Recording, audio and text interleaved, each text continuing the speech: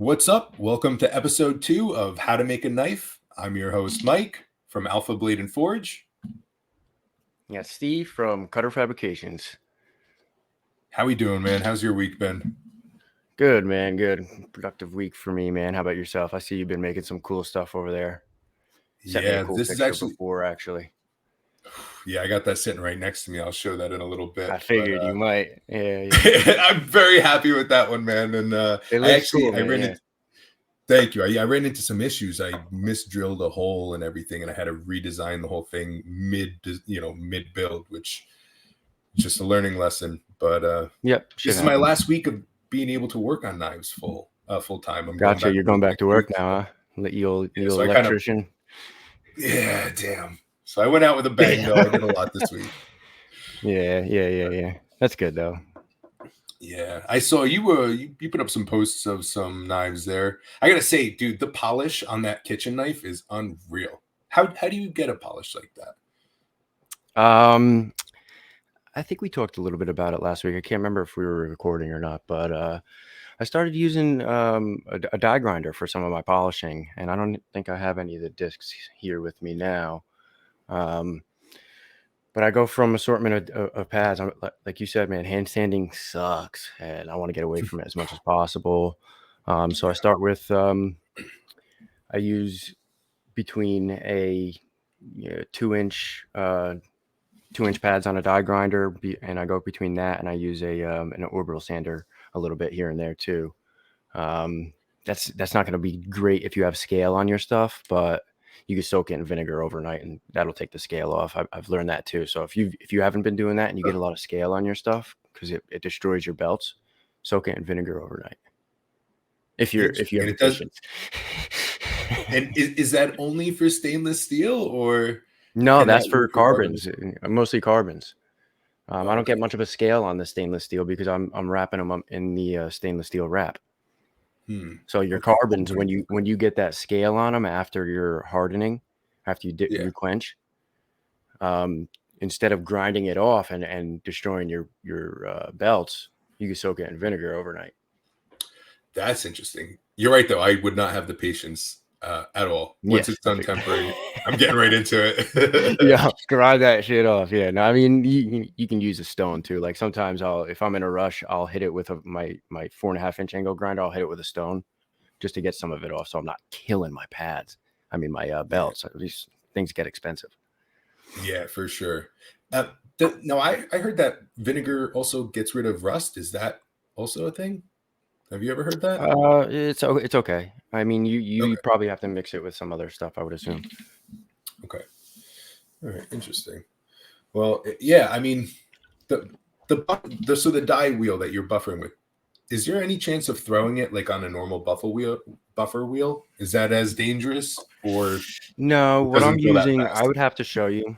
I'll send you some pictures when I'm in the shop next week of what I'm using. It's an air-powered tool, so I can't remember how fast, but it's probably moving around 2,000 RPMs. It's a quick-moving tool, but the pads that I use with it aren't too dangerous with it because you could, if you're using like heavy grip pads, you could mess this up pretty badly. So I use, like I said, surface prep pads, so they're not digging into it a lot. I try to use them before I harden too, especially on the stainlesses, because once the stainless is hard, man, they eat pads, eat abrasives, kills it. Well, let me ask you while you're saying that do you bevel your blades at all before you heat quench them? You do the heat process for stainless, or do you leave it stainless? No, I don't for stainless. I mean, if it were a thick blade, if I haven't done anything super thick yet, like I keep it around 1/8 of an inch for my hunting knives. That's plenty for what I'm, for the use that I need it for. Eventually I'll probably go a little bit thicker because I know some people like them thick boys, but yeah. How about for carbon though? Do you don't put a bevel on carbon either before you if I forge it, I will. I'll try to forge a bevel into it, But typically, it really depends. I mean, depends how thick it is. If it's on carbon, I don't want to go too thin and then quench it and then have the edge, have a little hook in it somewhere. So that's the only thing that makes me nervous, because carbon, I haven't made too many carbon hunting blades. I made a couple, but with my chef's knives, I like to go thin, as thin as I can. I want to be thin. Yeah. So I really, my quenching on carbon, my quenching thickness is no lower than 1/16 of an inch. So Yeah. I try to keep that, like, if the spine is 1/16 of an inch, which is most of my chef's knives, I try to keep it around there. The spine is 1/16 of an inch. I try to keep it like that the whole way when I quench, just so I don't get any kind of warping or cracking or something stupid. It sucks a little bit more for the belts, but it's only a 16th. It's a 16th blade. It's not that bad. Yeah. I asked because for the first 2 years, I would put a bevel on before I quenched it. I never knew any other way. So I would shape my knife to look like my knife almost, and then I would heat it and quench it. And I had a lot of times where there was a wave going down my blade, especially if I was doing a fillet knife. I would get this thing so thin and then heat it up and just throw it in the oil. And there was a certain point when I had said to myself, hey, maybe just don't put on any bevel until after the whole temper system is all done and I'm ready to start hitting it. And that was a game changer for me, and it was just something I learned by failing over and over and over again. And I was just curious if everyone else knows already, like, you don't have to put it on until after. Some people file in their bevels, man. Some people go as far as filing in their bevels first before quenching it, but they'll still leave, a little bit. Yeah. For Because you have to the get the same scale off reasons. and everything anyway. So yeah, stainless. If you're wrapping stainless, you don't have to do that.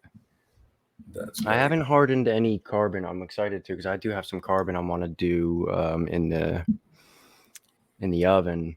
I want to do some Hamones with this different stuff I've been wanting to try out. So I'm going to be doing that soon. I haven't quenched anything carbon from that oven, so we'll see what kind of scale that leaves on there. It might not be as aggressive of a scale because it's not under an open flame. Yeah, I bet you it'll be nice, we'll even, see. and mild. Yeah, a lot of my blades, I actually use the scale in the design. Do you wire brush that off at all, or are you leaving the scale completely in there? It depends. Sometimes I pull it out and you could see that there's scale kind of flaking off, and I will wire brush that off. I'll just hit it, as soon as it's out. Sometimes I pull it out and it just has such an even, black design that I don't touch it. I'll wipe it down with a paper towel, make sure that nothing chips or flakes, and then that's it. By the time the temper's done, I feel like everything bakes in. That cleaver that I did that's blackened, I ran that with a 36-inch belt to make it like rough, and then I forged and quenched it, and that it was like matte black. It looks almost like it was powder coated, but it was just forged that got into all the grooves and really held it. So I like the scale. I like forged scale too. I really like to use it if when I forge a knife, or if I make a knife like that. I try to typically. I mean, I did make a couple of sand mine knives. I beat the crap out of them. I do have one of them still that I like to do something with. I want to rebevel it, but that one held up really nice. If I do something like that and I sand my that's wrapped in stainless, I'll high polish that. But like if I hand forge a knife, I like leaving that, those forge marks on there, stuff like that. The scale, not the scale per se. Like I want to take most of the scale off, but I like leaving that dark patina kind of. Yeah, it's all part of it. I'm at a point now where we were talking about this. I think it was off the air last week about how hand sanding really does suck, and I'm trying to get away from it 100%. My goal in all my knives is my motto is built for use. I want these to be something that are heavily used, obviously good looking, but the priority of it is I want it to be cheap and affordable for people to just get it and use it. So I want to get away from the hand sanding. That way that never has to be something I need to incorporate into costs and keep all these knives cheap. And what I've done is I now have moved my logos to closer to the handle where I don't hit it with anything. Once I'm done with my temper, I hit it with like maybe a 220 belt, a 220 like hand sandpaper, and I just rub it gently for like 5-10 seconds just to remove some of it and get my logo popped out a little bit more. But once I do Yeah, that, I got you. however it looks, however the colors are, I leave it, and then I just belt the bevel in, and I've been loving it. I think it looks great. I think it saved me so much time. It saves me a ton of sandpaper and sanity, and I get to make more. So I found this method. I'm working with it right now. I think it's doing really well. My big thing is to see, after people use these for a while, how does it look? So that's my goal right Yeah. now.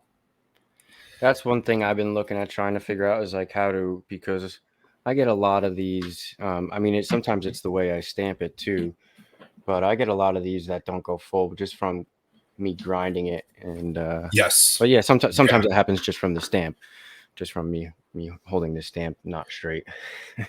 Yeah. But I've been trying to find a way to like keep that out of the grind zone and design my knives a little bit better, I guess you could say. So like these designs are kind of made for that. Like shouldn't be getting ground, but I Nice. just gotta get better at hitting it, Yeah. That's the hardest thing. And the thinner the blade is, I feel like the harder it is to hit in because there's not as much squish room. So when I do my cleavers, it's almost 100% success rate. And then when I do my fillet knives, you can smash them. Yeah.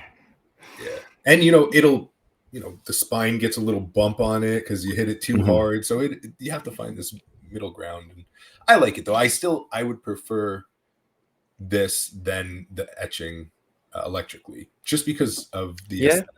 I just like it. Yeah. I mean, I know it's not as professional, but I think it's unique. So I think so too. I think there's definitely a uniqueness to it. It's like there's an old school aspect to it. And I do like the old school aspects, I think those are really cool, like forging everything, from nothing. But yeah, it's so nice being able to be part of every step, from the forging into the shape, and the hand, like the handles, so to forge the it instead of that. And then the handles, you're doing your own stabilized wood for it and everything. But I've learned now at this point is sometimes you do have to find shortcuts and say, hey, maybe I give up trying this and doing this. And that's where I'm at right now. I just met with a guy. He's on Instagram, Gills Kev, I believe is it, and he cuts steel. We were talking about him last week.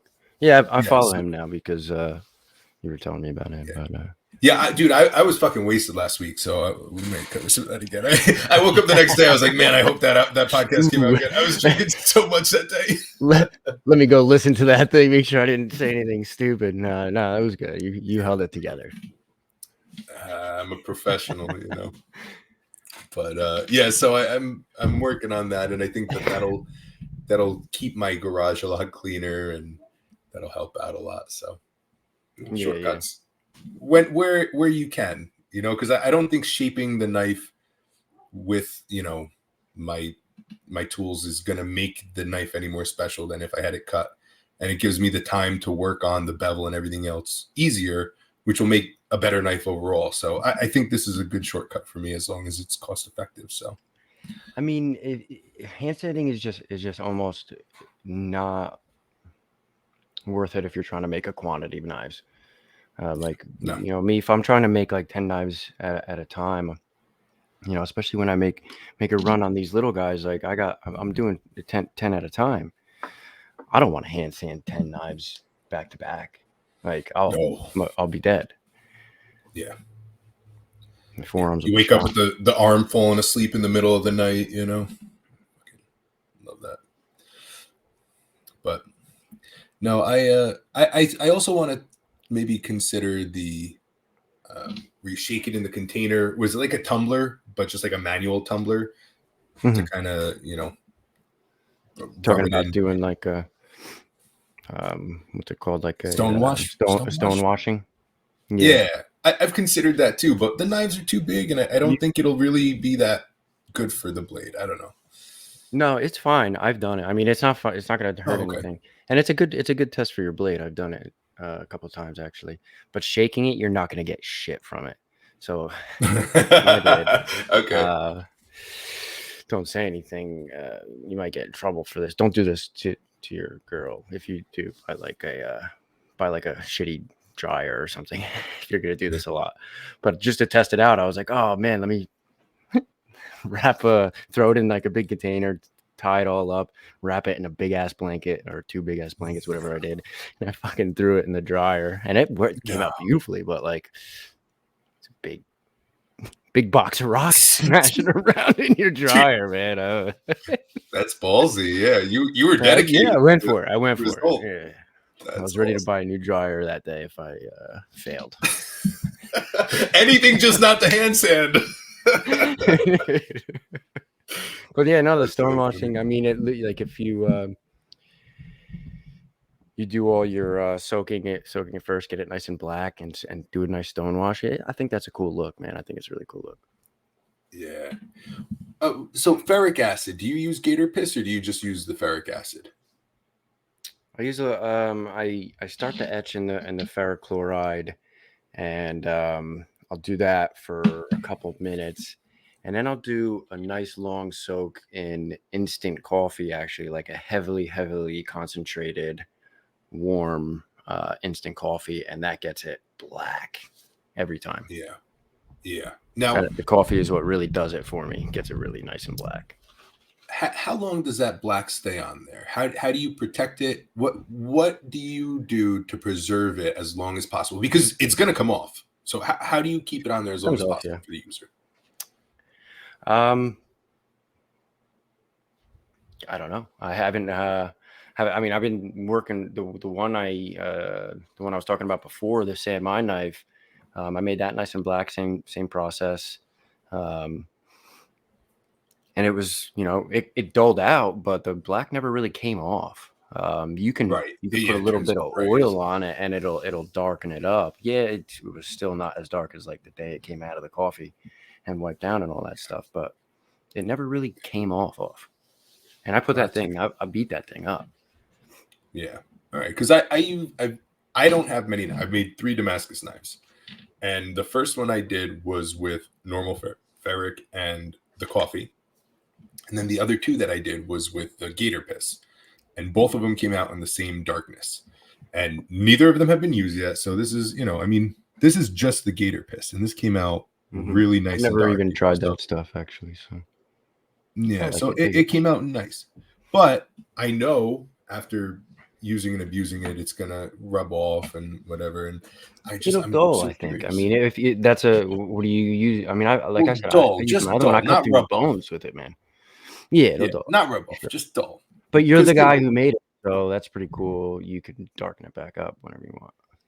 That's true. Because I got this here. This is the folder I made, and you can see the Damascus on that. Yeah, Damascus is gorgeous. That's the one you just showed me before.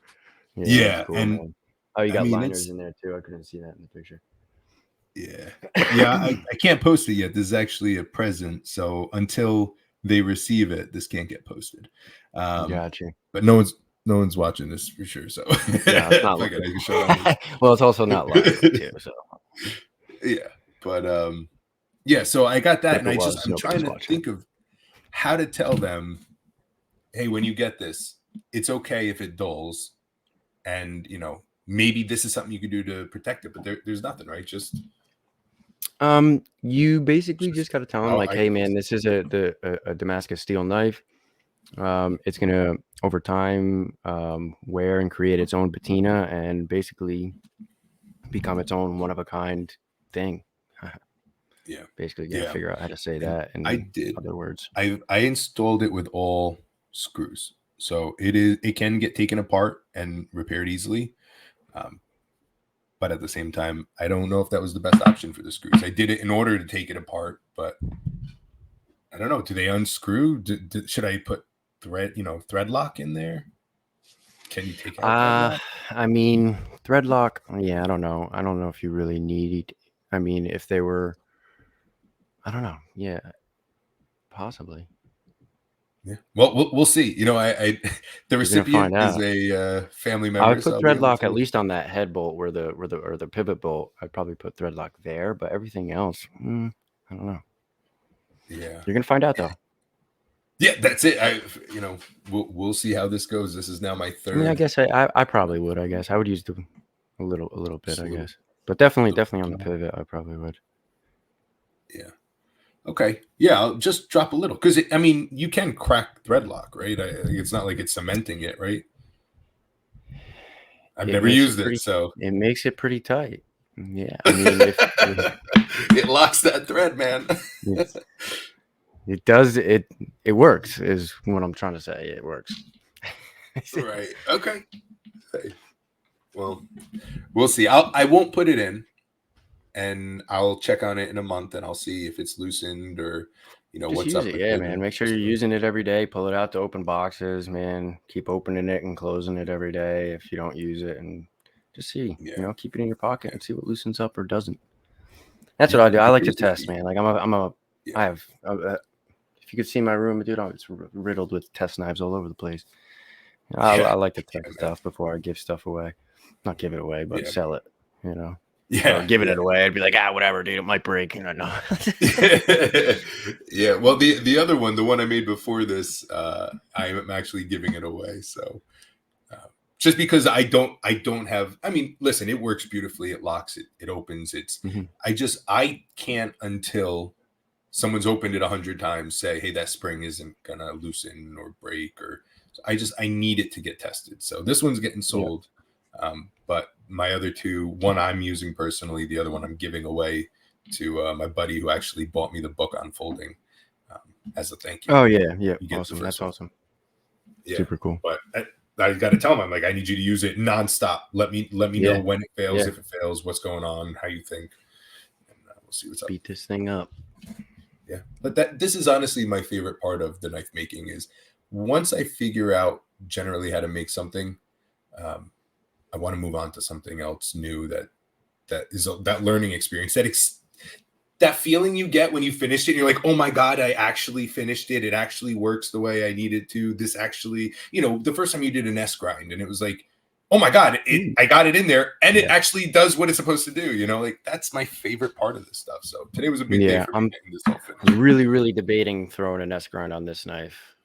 I've been thinking about it for the past couple days, man, because like I can make it really nice right on this, like a nice S grind right on this line here. Yeah, Follow it yeah, up. that's a nice little pocket for that. So Now, I've you been freehand that milling that. shit? What's You that? freehand it? Do you freehand it, or do you have some sort of like table that you lay it on to bring it across? No, I freehand it. I freehanded them Yeah, the first couple times, and they came out sweet. So I'm not gonna change yeah, that for now. I have a yeah, pretty steady yeah, hand, definitely. man. Like I've been a Yeah, welder for 15 years or whatever. I don't that's even know how true. long anymore. But That's true. yeah, That's so I've been around grinders and all that stuff, for quite a long time. So I had most of it figured out. It was just, little bits here and there. Definitely still lots of learning experiences, but I knew a decent amount about metalworking before I got into knives, so that was a major bonus for me too.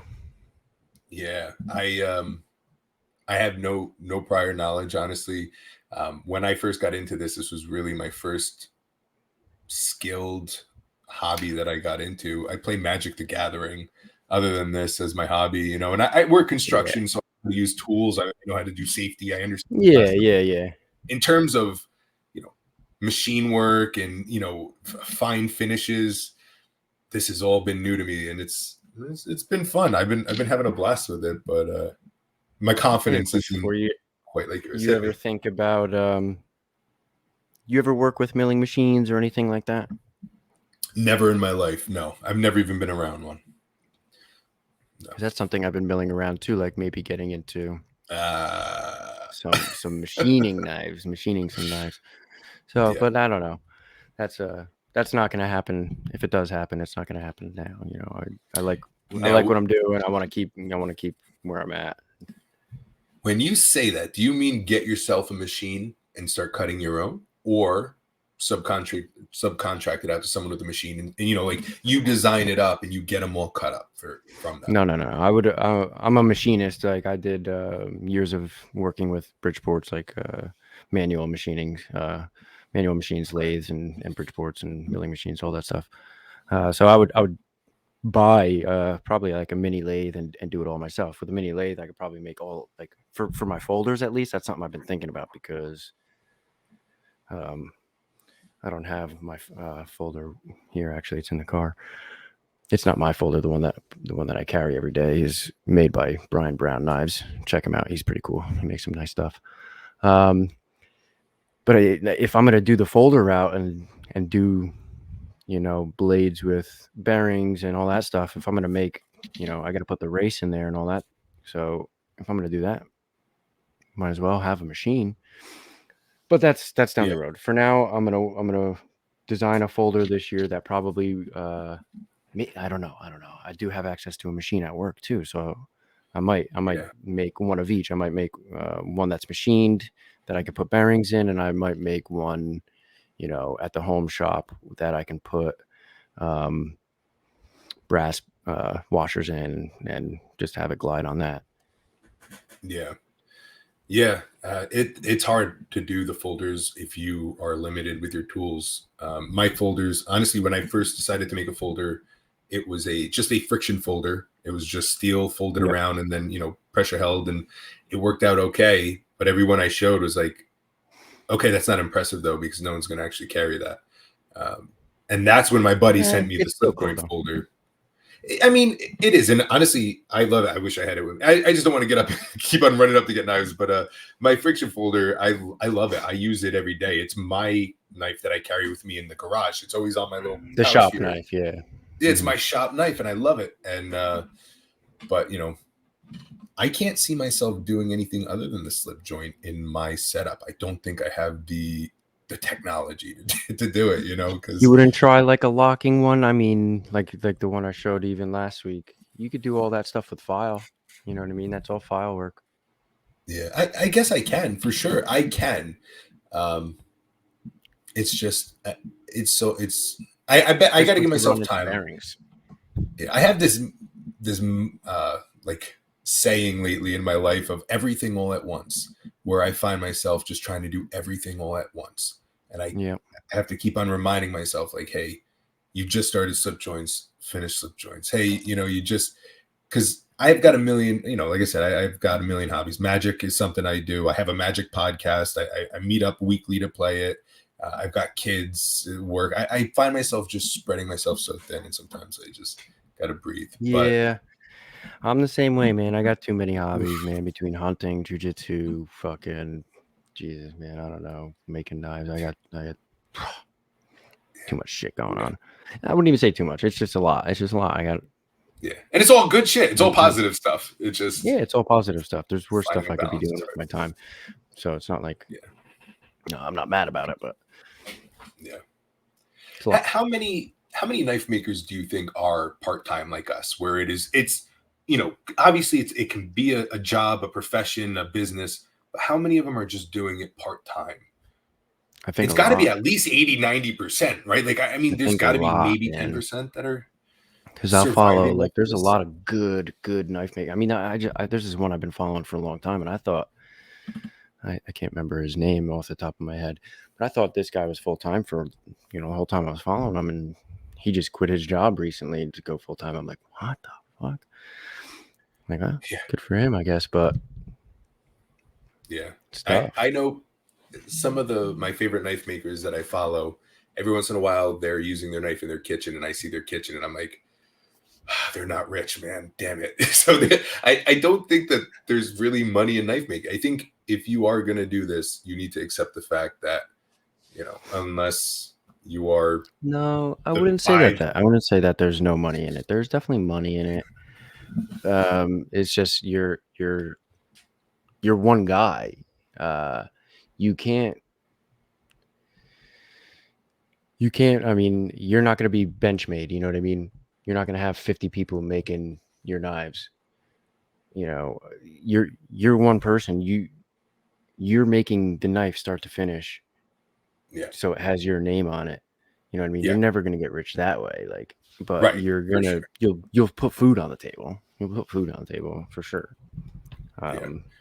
You know, Yeah. and I can't wait it's all till about my knives pricing start. and efficiency and all that stuff too. But we'll get into pricing and all that stuff later. But efficiency comes down to Yeah. it too, and that's the eliminating the hand sanding, man. That's a long fucking part. That sucks. And Yes. learning how to, like, on those days where you're tempering for your 8 hours a day or quenching, you know, things like that. You got to figure out other things to do while you're doing that stuff just to make it efficient. Yeah. You know, on my Otherwise, it's a quenching lot of days, sitting like, I gotta around. do other shit because there's so much downtime. Like, I gotta put on a stainless quench day, I gotta put it in the oven. I'm sitting for 20 minutes. It's like, all right, twiddle my thumbs around, you know. But Yeah. yeah, if you're prepared though, and you have other stuff lined up and ready to cut or whatever you may be doing. Yeah. I found myself doing projects that I didn't intend to, just because I had that downtime in there. I made this nice sandmine billet recently just because I had quenched and tempered, and I had this time period where I didn't know what to do, but I Downtime, didn't yeah. want to go inside, and I ended up making some sandmine. So I have this nice piece Awesome. of sandmine all set up and ready for whatever I want to do with it, just What because are you of wrapping? that. You're using 1084 core. What is on the outside? 15 and 20. Gotcha. Okay. Yeah, and I I don't know if I've done that yet. I usually do. I have so much access to 304 at my job, and I'm a welder. So being a welder, I use 304 jackets, but you have to weld them solid before you put them in the forge. But for me, it's easy. Now So I've done 304 and 316 actually on I've never used 1095. flux. Do you use flux when you're if you're doing this? Because I know you've made sandmines. If I'm welded solid, there's no need for flux because the flux is Right. basically to keep the oxygen out. But if my whole billet is already welded solid, I'm fucking I've yeah. never Flux used is stupid. flux, and I've never welded solid. I clean it up, I put it into my press, my vise, press it real tight, just pin like 4 spots going Yeah, down, and I just yeah, weld it like that. I've never had an issue. I've yeah. never had anything. 15 and 20, you don't have to weld solid or anything like that. But Okay. 304 Okay. stainless steel, I have to. 316 stainless steel, it has to be welded solid. You're not gonna weld that So you're without. putting stainless steel with carbon? Is that what you mean? Like the Yeah. middle of your sandmine is carbon, but the outside is stainless? Yes. I didn't even know you could do that. And I guess that's why you're saying you have to weld it solid, is for it to Yeah. I meet. mean, 15 and Okay. 20 is technically, I guess, a stainless. But it still has carbon in it, obviously. But yeah, no, it works. I've done it Alright. more than once. Yeah, I'm probably honestly going to cut that billet into 2 more folding knives. I want to do maybe 5, 6 folding knives, and then I'm done with folding knives. I'm going to make a few of them, get them to whoever wants them, get them out, learn, make sure I'm confident, and then step away from them for a little bit. And then maybe when I come back, Yeah. I'll try the locks that you're talking about. Yeah, my focus, like, I don't know if I'll make a run of them this year, but my focus this year is really to get out this run of fixed blades that I made and I designed up, and then I'm going to do a ton of this design. Do a huge run on this design with this handle design, and even this handle design too. Yeah. You know, that it's hard to see it, but like basically just like that Nice and rectangle clean. handle. But yeah, that's my focus this year, and I'll throw a couple of those, you know, randoms in there, boning knives and stuff like that, because I think that this is the one you were talking about last week. I think these Yeah. will be hit once I get them out there a little bit. Nice. Yeah, that's real nice. Now, So that's my plan. Mostly focus on, because that's the stuff I'm into. Like, I'm into cooking, I'm into butchering deer, so I want to make knives that are useful for me, and then I'll start working on other shit too. You know, I'll start working on cool, like, fucking swords. Like, I want to make a sword soon, just because I want to make a sword.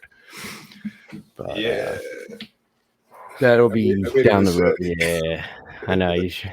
Yeah, That's the best one I got, but no sword yet. yeah.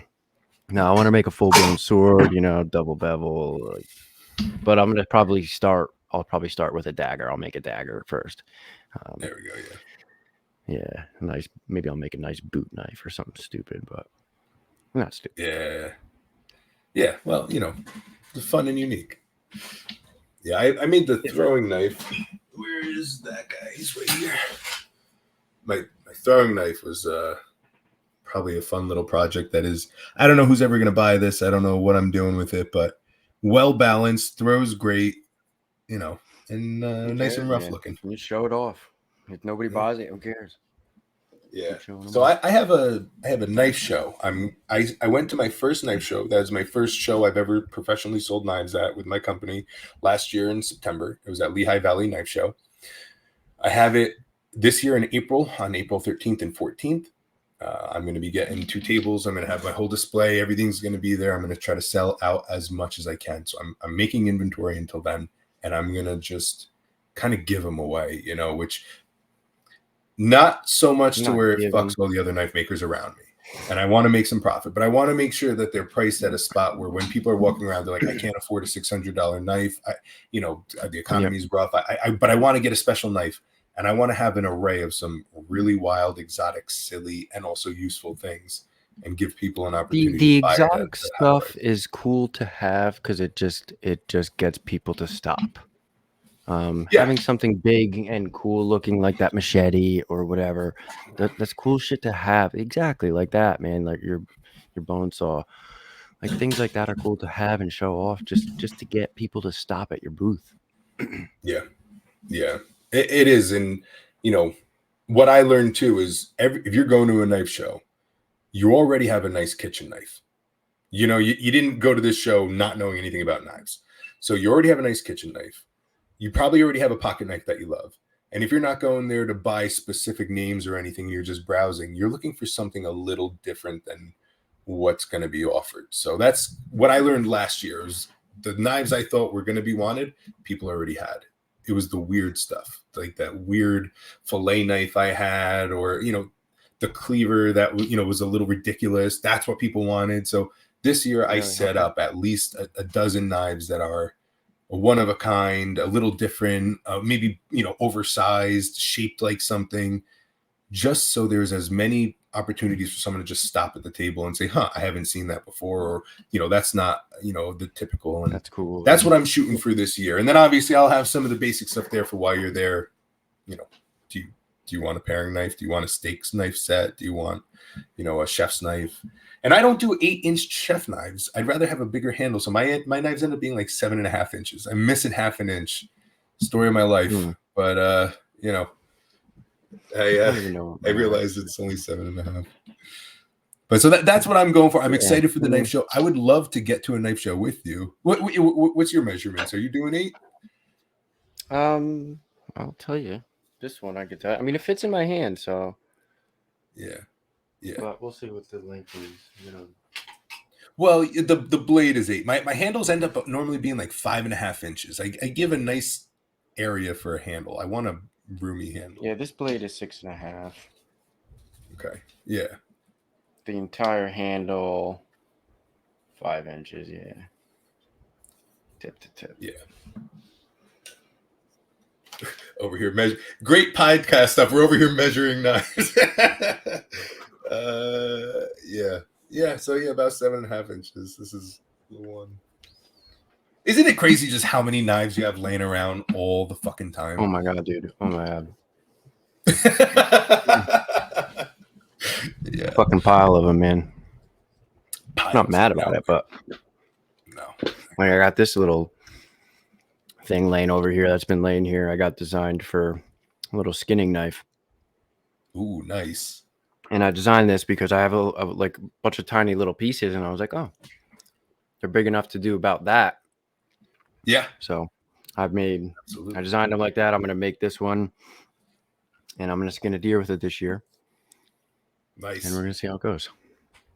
Nice. Yeah, I've skinned the past 3 deers with my classic. I mean, so this is the profile of it. This is my hunting EDC profile, and I love it. It's got everything going on. So actually, while I'm holding this Got up, that old this timer handle, style. yeah, it's nice and classic. But this handle is the pine cone in resin. I have the past 4 knives I've made. I've had 5 different knives requested specifically with these handles. This is the most recommended and requested handle style that I've come across. Okay. I like it. It's easy to work with. It's a little bit more expensive than wood, but the number of people that request this, it's out of control. And whenever I post it, because it's been requested, that gets the most comments, that gets the most views. There's just something about the resin handles. Now, I don't like the resin handles as much as wood because, in my opinion, it's easier to grind. It can crack easier. You know, if you drop that knife, I bet you that'll crack way faster. So, oh, for sure. I'm nervous, and I want to tell people that, but at the same time, I don't. It think depends on the epoxy that's used and all that stuff too, I guess. Yeah, really depends. I mean, there's so many different kinds of epoxy that are used for so many different things. But that's why I kind of like sticking with making my own stuff like that. I haven't done anything that crazy with acrylic or epoxy yet. But I'm going to stick with the wood, and I'll fuck with the stabilized wood and the micarta. I really like the micarta because can't really go wrong with that. I mean, it's hard to break epoxy that's infused with canvas or linen or whatever. Yeah. And the G10 that I recently used, that red and black handle, that was phenomenal. Almost solid. Yep. Rock solid. I can't believe how useful it is. So I'll probably do more. But my thing is, I like the way the wood looks. I just fucking love the way every piece of wood is unique, and it is what it is. It's the best way to get that uniqueness to it. So I'll still go wood. I'll stick with wood for the most part. Yeah. But as people request it, and it's so easy to work with. That shit just grinds easy, sands easy, polishes easy. You ever work with like ironwood or anything like that? No, that's some stuff, man. Like I've messed with ironwood, I think twice. Damn, man, I burned up some drill bits with it. I've never burned a drill bit up on wood until I messed with ironwood, and I was like, I get it. I get what I call it, ironwood. But I was like, fuck, man, like, damn, all right, that's crazy. No, yeah, that was some tough shit, man. One of my admissions is I don't know what wood I put on for the most part. They're always labeled when I buy them. I buy them in bulk. I buy them by how they look. At the end of the day, I cut all the labels off. The only one I know is the boxwood for a while, but I don't know. I don't know what I'm giving you. It looks good though, Yeah, it looks cool, right? Yeah, I guess that's what matters. Yeah, I try to remember what I'm doing, what kind of wood it is. Like this is some wenge wood. It's a nice wood. Well, this is it finished. It's nice and dark, and it is nice, kind of cool looking wood. Yeah, I like to know and be able to tell people what I'm putting on it.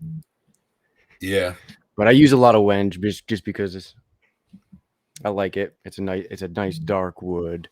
I mean, I like most dark woods. That would probably be, those are probably my go-tos, the darker stuff, African blackwoods or whatever. I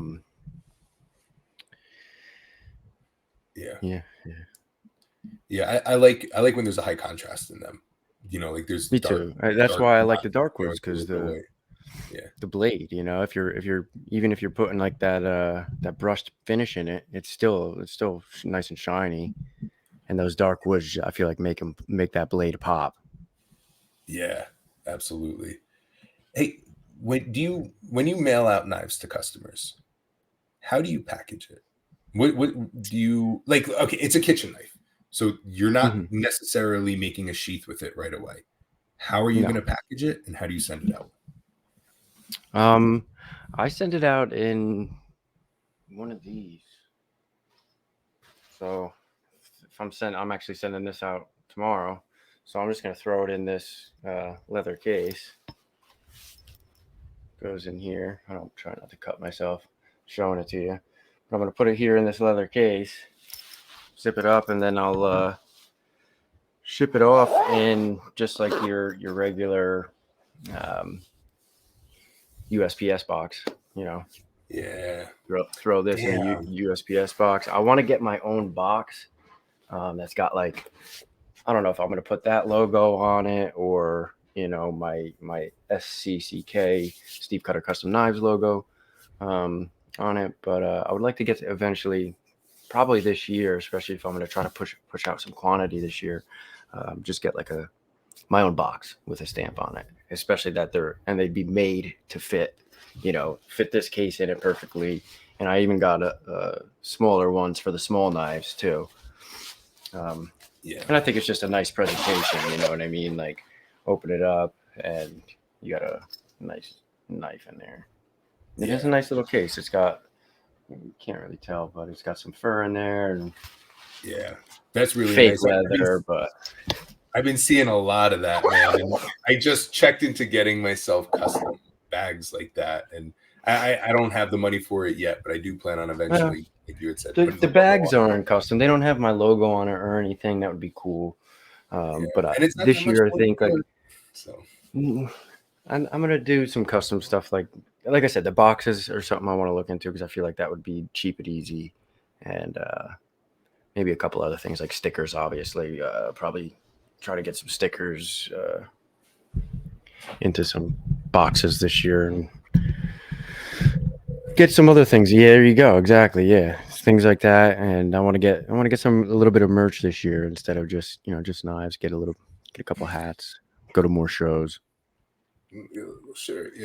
Yeah. I want to get hats for sure. Just get a few made up. But mainly just for me. Yes, dude. Yeah, I made a dozen shirts just for me. They're just so I can wear them, and I sleep in them. I wear them everywhere.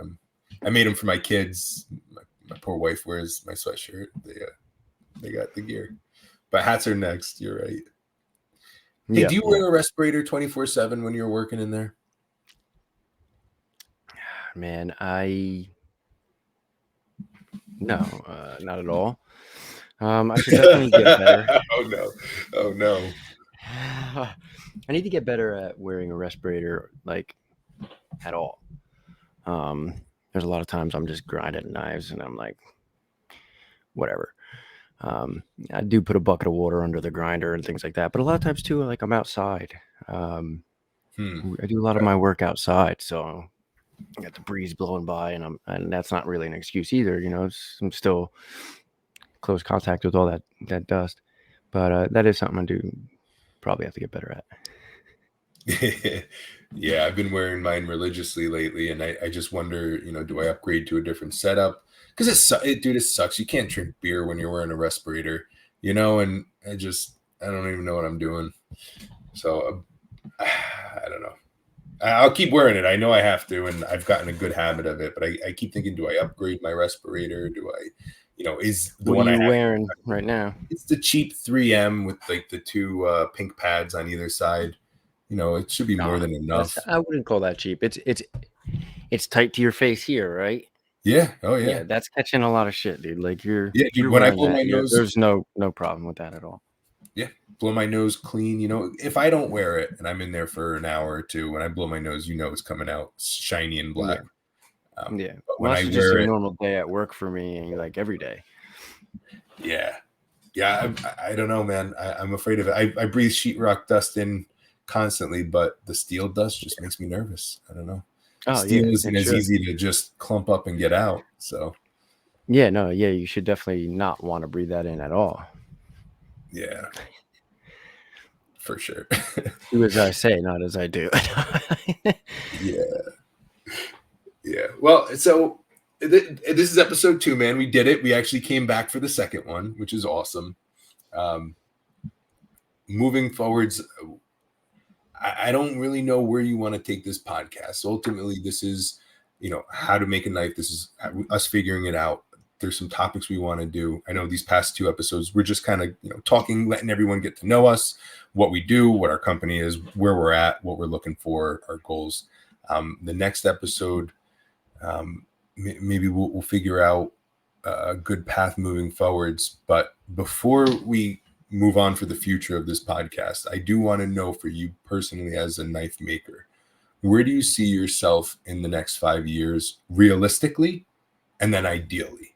You know, flash forward 5 years from now. What do you want out of your company? Out of my company, I mean, like, what do I want to be known for? You mean? Yeah, what do you want to be producing? Where do you want to be with it? Who do you want your clients to be? What do you want the most made knife?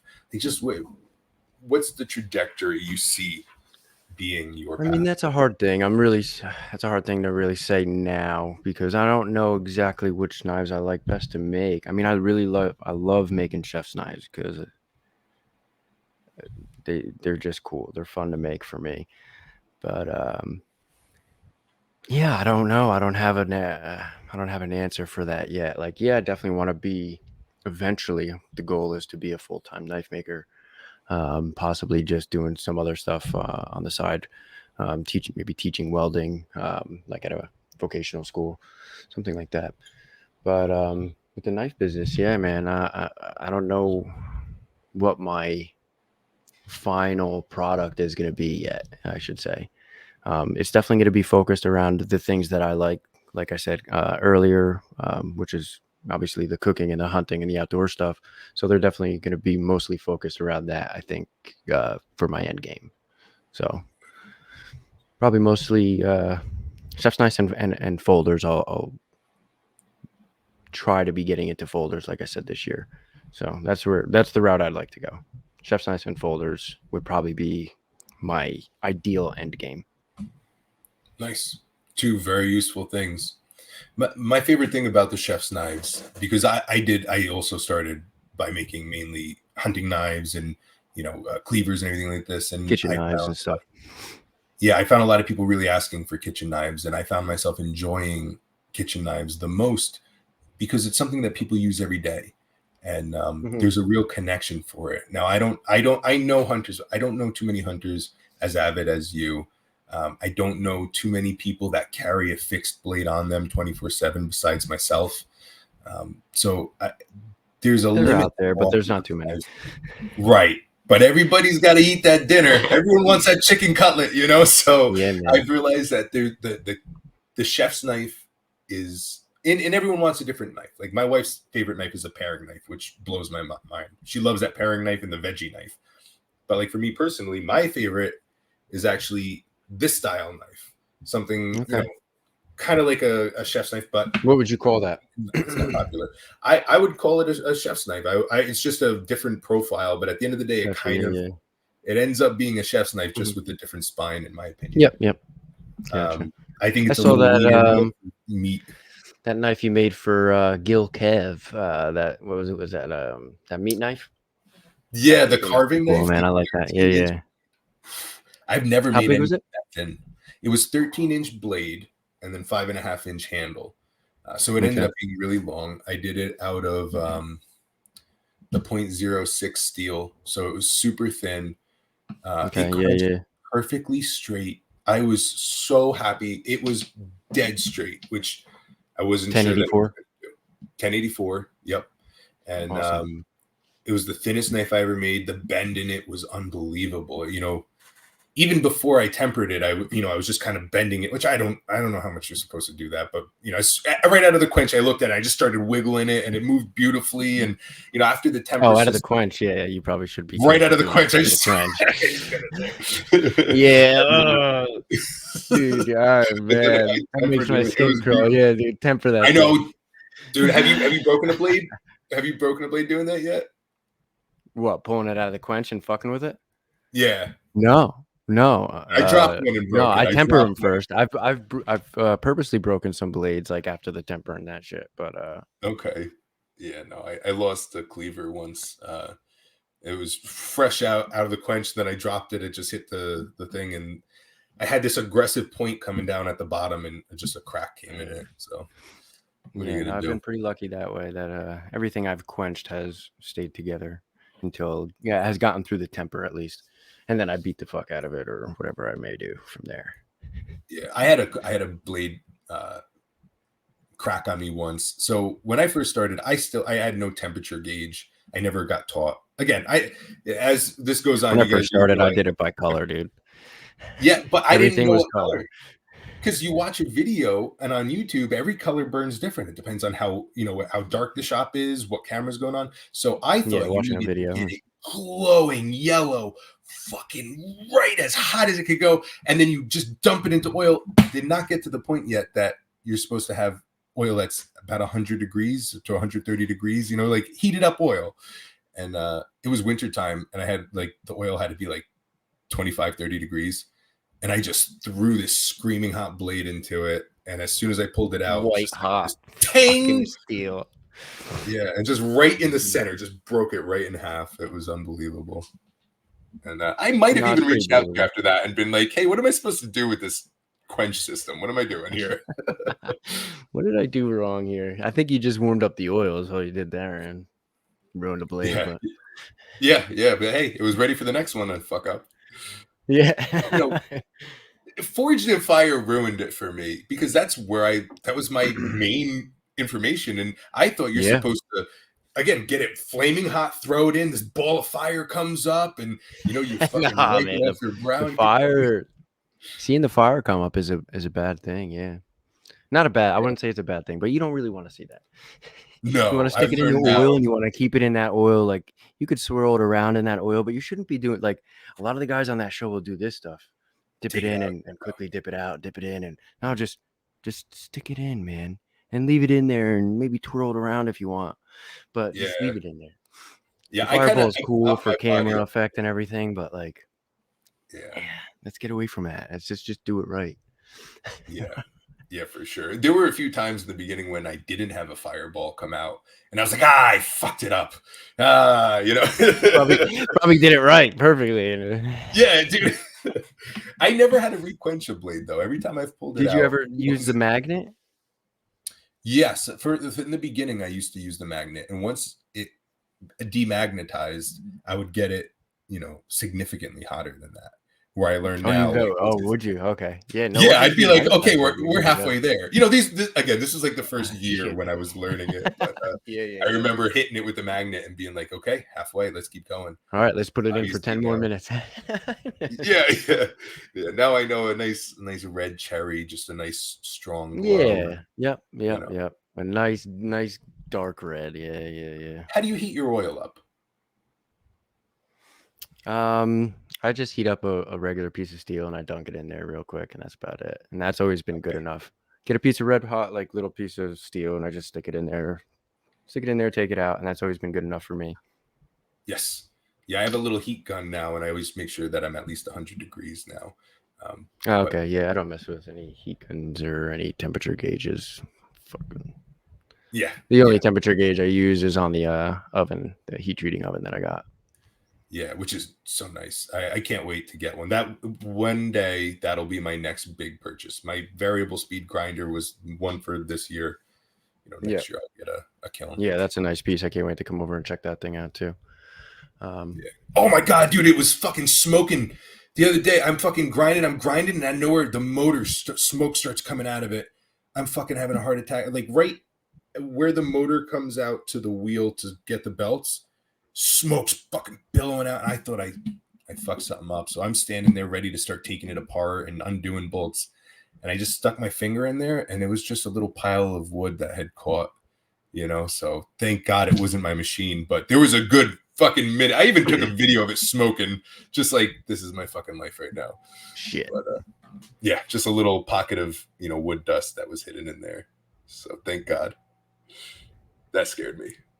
I didn't even know what to do, You just stand there, you stare at it. You're like, what am I going to do now? This is my main. You got to be careful too, just because those little piles of particles, those metal particles. Jesus, can't talk. But those little metal particles that build up underneath the grinder, those are flammable as shit, man. Go take a torch to that and light that clump will catch on fire. And you're like, I have many scorch marks. Yeah, dude, it's nice, and you never know until you fucking smell. Where is all this smoke coming from? Yeah, why does that smell weird? Yeah, I try to keep my garage clean. It's just so hard. I got to get a that, man, we could do a whole episode on how to upgrade our shops safety wise. Because I mean, I need to get yeah, I don't even have a permanent shop at the moment, but right. Yeah, yeah, I need my to shop do. now is so unsafe, and I need to get air systems and vacuum systems, and it's important. Some sort of, I need to get some sort of fire protection in there too. I don't even have a fire extinguisher, so if something went wrong, I'm You spitting should. on it. You better hope you got a lot of piss in there, dude. Because or just go to Walmart and buy a fucking fire extinguisher. Yeah, right. Yeah, there was a saying to me always, don't put out fires, prevent fires in the first place. And this is the most literally one of those I mean, scenarios. kind of like a gun, dude. I'd rather have it and not need it. Yeah. Rather have a fire extinguisher, somewhere in a cabinet and not need it than be like, shit. Absolutely, dude. Absolutely. That was one of the best things about moving to Pennsylvania is like the ability to carry everywhere and anywhere I go. You just need a face in Pennsylvania, I think, right? That's it. Yeah. This guy's got a face. Let's give him a gun.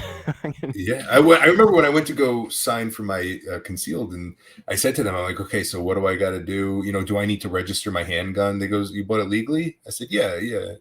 Okay, so you have a gun, and just fill out this paperwork, $20, and within a week I was able to concealed carry. It's beautiful. Right at your local police station. Yeah, right down the road. No, obviously background check, but honestly, so the one thing I would kind of like is it was a little too easy in terms of they had no idea if I could use it. I think there should be some sort of just 2-hour safety class or something, because I know a lot of bozos who don't know how to use a gun, but they're allowed to carry it. Yeah, there's a lot of them. Yeah, there is a lot of them. Yeah. All right. So, I got a quick question for you. Let's finish off on this topic. Yeah, hit me. I'm sure you probably get it a little bit too. You got some friends who probably are interested in trying to make one themselves. Would you ever be interested in doing like a collab weekend or something, and getting a couple of your friends, a couple of my friends? Because I got a couple of friends who want to try making a knife for themselves, and I think that would be a good thing to show some people. We can record some things, show some people how it goes, and just show those people how it is, and how tough it is, and give them the opportunity to make themselves something cool too. That's a great idea. So and obviously, set it up and teach them. Me and you set them up and teach them as they go, and so we can't make it like a big thing or anything. It would have to be very personal, but I think it would be fun. Yeah, for sure. I mean, if you want, we could use my shop, my garage. I'll have it all cleaned up, and whatever you need to bring for, whatever you want to do, we could definitely do that. I definitely have people who ask me, and I tell them all the time, like, listen, you let me know when, come up for a day. And as long as you have a whole day, because it'll take the whole day. Hey, what's up, buddy? Yeah, I think we can make, like a 2-day thing out of it and have them make a knife, and, charge them for whatever it costs to make a knife, because we'll supply the materials and whatever, and the knowledge and all that stuff, obviously. So just basically charge them what it costs, a little bit less than what it costs to make a knife, and let them make it themselves, and give them some of our knowledge and give them the tools to do it. I'll bring over my anvil, I'll bring over my forge, so we can run 2 forges and 2 anvils, and definitely whatever. That would be a lot of fun for them, but also for fun. Just being able to see how other people do it, what people think about it. And I still have not seen a single other knife maker's shop. I have not seen anyone ever make a knife. I still haven't owned anyone else's knife. So my knives are all completely from what I've figured out and from what I know I like. Now, you know what we got to do? We should do a fucking trade. Oh my God. All right, let's set that up right now then. Before we end this episode, what kind of knife? Let's do this. It's just something simple, that we can bang out, and then we'll trade it out and see how it goes. You want to do just like a 3-inch, fixed blade, like a little EDC? You want to do a kitchen knife, steak knife? What do you want to swap? Yeah, I mean, I don't know. I mean, like,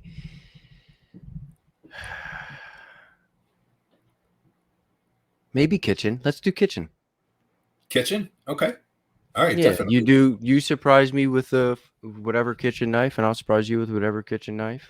Maybe, anything.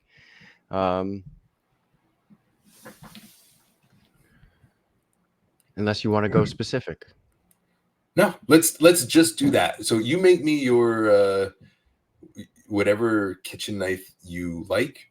I'm gonna make you my classic kitchen knife. I will throw on the handle of my choice. I'm gonna make you a knife Yeah, as just you surprise me. were Yeah, a customer that said, yeah, there you go. Okay. All right, throw for me a sure. kitchen knife, and yeah, I'll do the same. All right, awesome. I'm pretty Fuck excited yeah, about that. yeah, that's gonna be cool. Now, are you going to be able to get it done by next episode? Or do we want to give it like a 2-3 Oh episode? no, I Because won't I'll do be. it in a crunch. Yeah, no, I'm not trying to crunch it because I don't know if I have any spare steel right now. But no, I got a bunch of shit I got to finish up before I do that. So it'll be probably a couple weeks. Okay, so let's shoot it for April 13th or 14th. Is before my knife show. We'll do our trade. That way you have time. I got We'll time. do the 13th and the 14th. That's a Saturday and a Sunday, I would assume. Yeah. So yeah, anytime before then. Okay, So we have perfect. we Yeah. have a month So to a month and a half. exactly, yeah, that's perfect. Because now that you mentioned that show, I'm gonna try to show up. That would be great. I I haven't bought my tables yet. I really should do that today to make sure that it doesn't sell out. But yeah, I mean it's not expensive, and you get 2 full days of being surrounded by knife makers and people who love knives. The last time I Yeah, went, I sold and I 9 haven't been knives. to a show like that yet. So, and I've been doing this for a little bit. I've been to, I think you craft love it. shows and stuff like that, but I haven't been to a knife specific show. Yeah, it would be nice too to maybe even get a table next to each other. That way, because I mean, the second day you kind of want to go to everyone else's tables and just kind of talk to all the knife makers. Yeah. There's just this urge to communicate and learn and express and exchange, and so it'd be nice if we could be at a table, because Dana will be with me, to Mhm. where she could at least watch your table. That way you do have a little time to go around and talk, and whatever. True. Yeah. I mean, I'll figure it out whether, if it's possible, I could bring my girlfriend or whatever. I mean, maybe my buddy is free or Yeah, something. yeah. I'll get It him, is nice to have a second hand for sure. yeah, exactly. Tell him I'll buy him lunch and There you go. watch They my got table. mean hamburgers there. The cafeteria there's got a good buy you, hamburger. buy you a mean hamburger if you watch my table for a half an hour while I wander around. Hell yeah. No, he'll love it.